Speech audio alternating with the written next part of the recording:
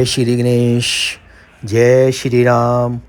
प्रियजनों, आज मैं आपको गणेश संकट चतुर्थी जो कि 2025 की अप्रैल महीने में किस दिन मनाई जाएगी और कब से कब तक है, उसकी तिथि की जानकारी और संपूर्ण पूजा की जानकारी मैं आपको देने जा रहा हूँ। तो आप सबसे पहले मैं शुरुआत कर रहा हूँ कि अप्रैल महीने की तिथि कब से कब तक है।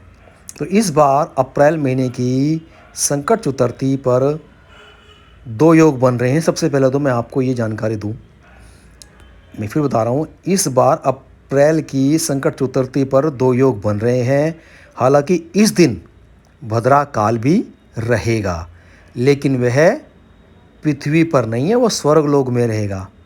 और स्वर्गलोक में भद्रा काल शिष्ट होने से इसमें हमारी पूजा में कोई भी विघ्न नहीं पड़ेगा। तो इस दिन पूजा शुभ मुहूर्त विधि और चंद्रोदय का समय, यानी चंद्र देवता किस टाइम उदय होंगे उसका समय। हर मास की किस पक्ष की चतुर्थी तिथि पर संकट चतुर्थी मनाई जाती है। बैसाख माह की संकट चतुर्थी को विकट संकटी चतुर्थी कहा जाता है। इस दिन भर भगत उपवास रखते हैं। अपनी अपनी शारीरिक शक्ति के अनुसार, जैसे कि जिसमें जैसा बल होता है उस बल के हिसाब से भगवान श्री गणेश भगत अपना व्रत यानी कि उपवास रखते हैं और विधि पूर्वक भगवान गणेश की पूजा करते हैं। मान्यता है कि इस व्रत से जीवन में आ रहे कष्टों का और आपके किसी भी काम में विघ्न जो पड़ रहा है उसका निवारण होता है। और भगवान श्री गणेश की कृपा से घर में और आपके व्यापार में सुख समृद्धि की प्राप्ति होती है। तो ये व्रत बहुत विधि विधान के अनुसार आप मनाएं और कोई विधि इसमें कोई बड़ी लंबी चौड़ी नहीं है। इस बार अप्रैल की संकट चतुर्थी पर 2 शुभ योग बन रहे हैं, जैसे कि मैंने आपको बताया। तो आप इसका विशेष ध्यान रखें कि 2 योग क्या है, मैं आपको वही बताऊंगा। अब आप तिथि पर आ जाएं। हमारे हिंदू पंचांग के अनुसार बैसाख किस पक्ष की चतुर्थी तिथि 16 अप्रैल बुधवार को दोपहर 1:16 से आरंभ होगी या शुरुआत होगी या प्रारंभ होगी, जैसा आपको समझ में आए। और 17 अप्रैल गुरुवार को दोपहर 3:23 तक रहेगी। मैं आपको एक बार फिर बता रहा हूँ, जो तिथि का जो समय है वो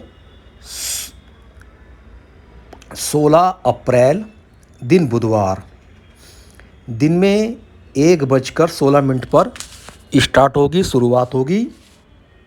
और 1:16 पर शुरुआत होकर यह तिथि 17 अप्रैल दिन गुरुवार दोपहर 3:23 तक रहेगी। यानी कि आप 3:30 बजे तक इसको मान के चलें कि 17 अप्रैल 3:30 बजे तक यह तिथि संपूर्ण रूप से रहेगी।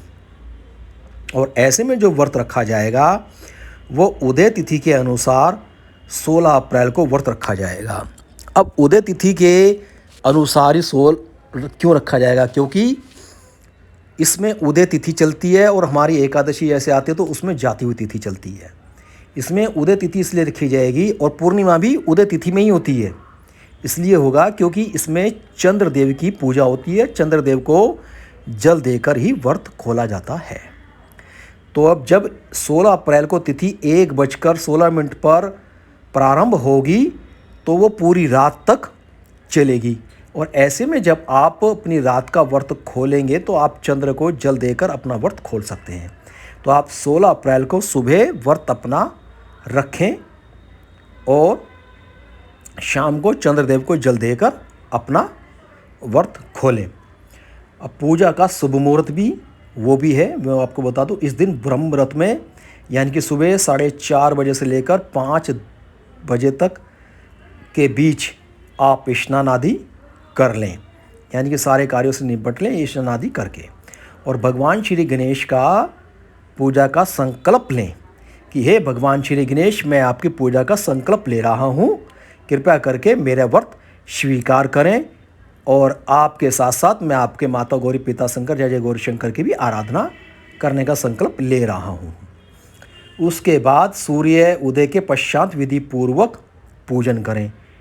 उस दिन अभिजीत मुहूर्त नहीं रहेगा। हालांकि विजय मुहूर्त दोपहर 2:30 से आरंभ होगा, जो कि 3:21 तक रहेगा। और अमृतकाल शाम 6:20 से रात 8:06 तक रहेगा। ये तिथि का वर्णन मैं एक बार फिर आपसे करना चाहूँगा, जिससे कि आपको दोबारा रिमाइंड ना करना पड़े। जैसे कि सुबह ब्रह्म मुहूर्त में आप उठे, स्नान आदि आपको 4:30 बजे से लेके आपको 4:15 बजे तक, 5 बजे तक आपको कर लेना है इसके बीच। और उसके बाद भगवान श्री गणेश की आपको आराधना करनी है कि हे भगवान श्री गणेश, मैं संकल्प लेकर मैं आपसे प्रार्थना करता हूँ कि मैं आपका व्रत रखने जा रहा हूँ, कृपा करके मेरा व्रत स्वीकार करें। और मैं संकल्प ले रहा हूँ कि भगवान श्री गणेश आपके साथ साथ मैं आपके माता पिता, माता गौरी, पिता शंकर, जय जय गौरी शंकर की भी पूजा अवश्य करूँगा। और इस दिन जो है अभिजीत मुहूर्त नहीं रहेगा। विजय मुहूर्त जो स्टार्ट हो रहा है वो 2:30 यानी कि 2:30 बजे से लेके 3:21 तक रहेगा। और जो शाम का अमृतकाल बनता है 6:20 से लेके रात 8:06 बजे तक रहेगा। अब शुभ संयोग जो बन रहे थे, शुभ योगों का संयोग, इस बार संकट चतुर्थी के दिन 2 अत्यंत शुभ योग बन रहे हैं। जैसे कि मैंने प्रारंभ ही आपको, स्टार्टिंग में ही मैंने आपको बताया था। पहला योग है स्वार्थ सिद्ध योग और दूसरा है अमृत सिद्ध योग। जो अमृत सिद्ध योग है वो बड़ा ही महत्वपूर्ण है और स्वार्थ सिद्ध योग है ये भी बड़ा ही महत्वपूर्ण है। जैसे कि मैंने आपको तिथि में बताया था कि अमृत काल का जो समय बन रहा है वो 6:20 से लेके रात के 8:06 तक रहेगा। और इन योगों में किया गया कार्य विशेष फलदायी होता है। आप इस मुहूर्त में अपना कोई भी शुभ कार्य कर सकते हैं। जैसे कि अब जो है साए शुरू हो गए हैं, यानी कि शादियों का सीज़न शुरू हो गया है। ऐसे में आप कहीं लड़का या लड़की देखने जाते हैं तो इस काल में आप देखने जाएं स्वार्थ सिद्ध योग में और अमृत सिद्ध योग में, या किसी कार्य पर या विशेषकर किसी और अन्य धन या व्यापार के मामले में आप कहीं जा रहे हैं तो इन सिद्ध योग में ही आप जाएं, तो आपको इसमें अवश्य ही कामयाबी मिलेगी और ये बहुत ही विशेषकर फलदायी रहेगा आप लोगों के लिए।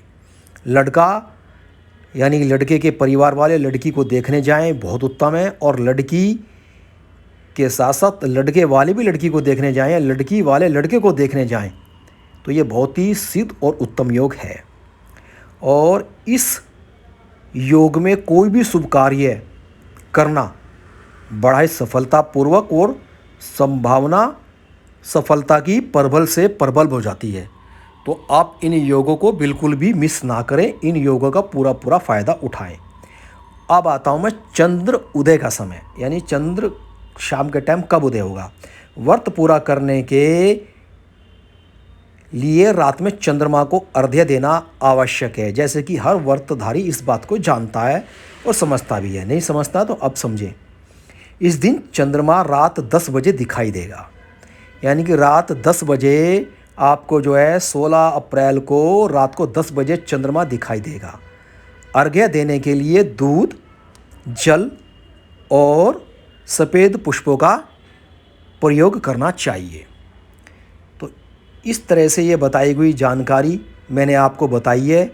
ये हमारे ग्रंथों पांचांग और हमारे जो हिंदू पांचांग है और हमारा जो पत्रा है उसके आधार पर मैंने आपको ये जो है उनके आधार और तथ्यों के माध्यम से मैंने आपको ये सटीकता की पूरी संपूर्ण जानकारी मैंने आपको दी है।